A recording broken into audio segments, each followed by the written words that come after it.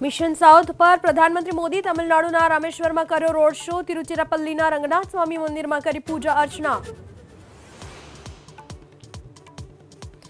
અયોધ્યામાં બિરાજમાન રામલલ્લાની પ્રતિમાની અલૌકિક તસવીર। 22મી જાન્યુઆરીના બપોરે 12:05 પ્રાણ પ્રતિષ્ઠા કરશે પીએમ। શિવ મંદિરમાં કરશે પૂજા અર્ચના। जेडीयू अध्यक्ष पदेથી हटाव्या बाद ललनसिंह साइडलाइन। संगठनની નવી ટીમમાં નીતિશને ન મળી જગ્યા। કુલ 22 નેતાઓને નવી ટીમમાં કર્યા સામેલ। જમીન ગોટાળામાં ઝારખંડના સીએમ હેમંત સોરેનની ઈડી કરી શકે છે પૂછપરછ। 8 સમન્સ બાદ સીએમ હાઉસમાં સવાલ જવાબ। સીએમ હાઉસ સોરેન સમर्थકોની ભીડ।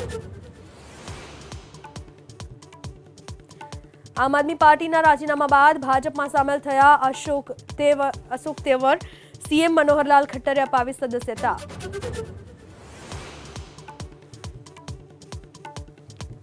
वडोदरा बोट दुर्घटना में 6 आरोपीओं 5 दिवसना रिमांड मंजूर। पोलीसे 10 दिवसना रिमांडनी करी हती मांग।